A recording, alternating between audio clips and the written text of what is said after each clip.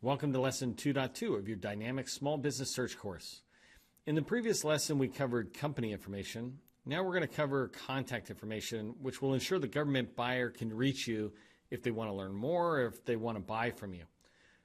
When someone uses Dsbs, they're looking for small businesses like yours to work with. You want to make that as easy as possible for them. After reviewing your SBA or Dsbs profile and deciding they want to learn more, they're going to review your contact information. It's your job to keep it accurate always and to make sure it encourages, not discourages, your buyer from contacting you. I'll explain more about that as we go along. Let's go ahead and take a look at mine, which should look familiar from Lesson 2.1 when we reviewed SV MacPack's profile. So here you can see it in the information. So let's go ahead and start walking our way through the bullets on the left-hand side here. The first one, address, you just want to validate it's good to go. You'll notice it has an asterisk, and that's because, like I mentioned in an earlier lesson, this is information you cannot change in SAM. You must change it in D&B, or Dun and Bradstreet. The ones with the tiddly or the squiggly lines, those are ones you can change in SAM and other places. So go ahead and validate that the address is good to go. For me, it is. The next thing is phone number. You want to make sure not only the phone number looks accurate to you, but it's the most likely to be answered by a person when the government buyer calls you. These are really important small tips, right?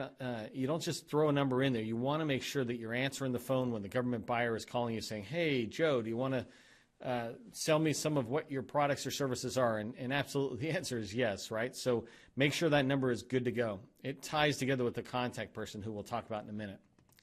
The fax number nowadays is optional. If you've got one, go ahead and throw it in. If you don't have one, it's not a deal breaker at all in your Dsbs profile. Just make sure that if there is one there, that it's correct.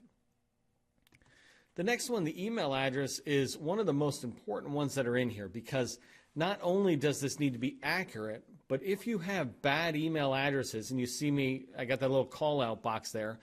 If you have bad email addresses in there, this can discourage the buyer from contacting you. So say they do a Dsbs search and they put in a keyword and it matches you and everything looks good, and they get here, and in fact they scroll down quickly and they review your capability narrative, which we talk about later. When they look at that, they say, wow, this company's great. But if they come in here and the email address begins with one of these three, for example, info, admin, or sales, or some other generic type person that's there, then they just won't bother emailing you. The thought from the government buyer is that, you know, if I send an email to info@svmacpack.com, it's probably just going to go into oblivion, so why waste my time with this company? I'll just move on. There's lots of companies. There's 1,000 companies that do what I do. There's no reason the government's going to work hard to stick with my company to make me part of their short list. They want to know every time they validate something like the phone number or the email address that they can count on it. So take a look at this stuff at the bottom of the box as well. Gmail, Hotmail, Yahoo, those are all deal breakers. You might get a rare buyer who contacts you, but basically the government thinks if you're using Gmail or Hotmail or Yahoo or another free email service, then maybe you're just not big enough to be able to respond to an opportunity they have. It's $20 or something a year to get a domain that says like SV MacPack and have a page up there, or a couple of pages. So there's no excuse if you're in business and you want to sell to the federal government. There's no excuse for not having your own website. And when you have your own website, typically it comes with 2 or 3 emails for free or something. So get that changed. If you're using one of these free ones, get it changed to one that matches your website domain. Speaking of that, that's the next one we're looking at, is your web page. Now, this one's really important. First off, it must have a web page, right? I mean, a website. My second tip, and this one's really important to remember, is that you want to put HTTP, and I believe S, right? HTTPS or HTTP:// before this www.svmacpack.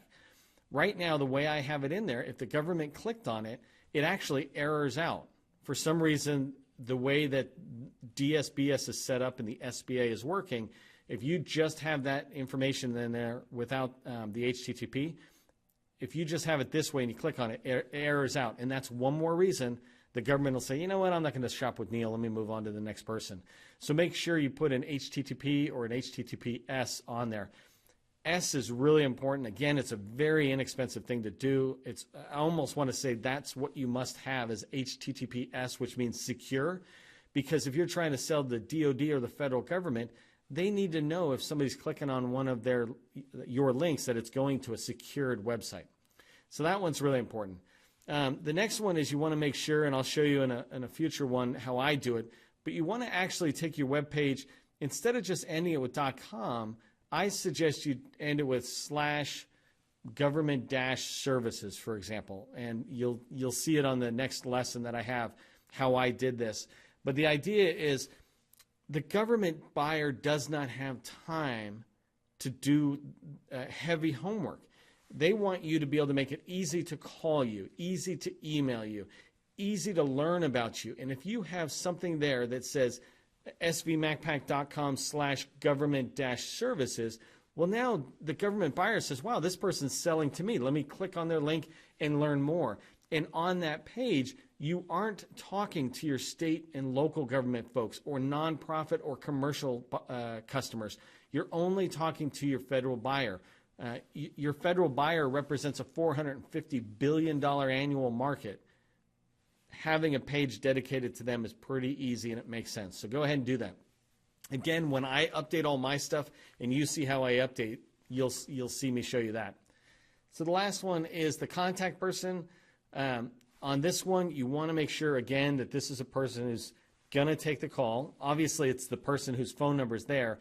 This is almost always the business owner, but it does not have to be.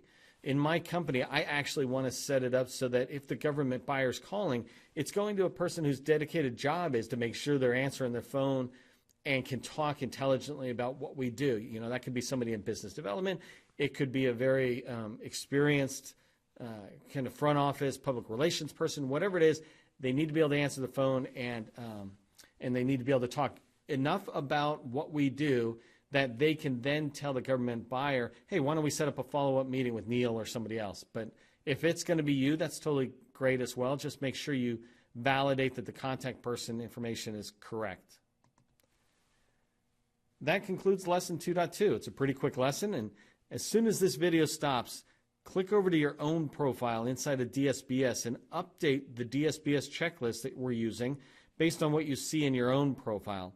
I'm going to remind you of this in each lesson. It's really important that you keep updating that checklist. Okay, go do that, and I'll see you in the next lesson.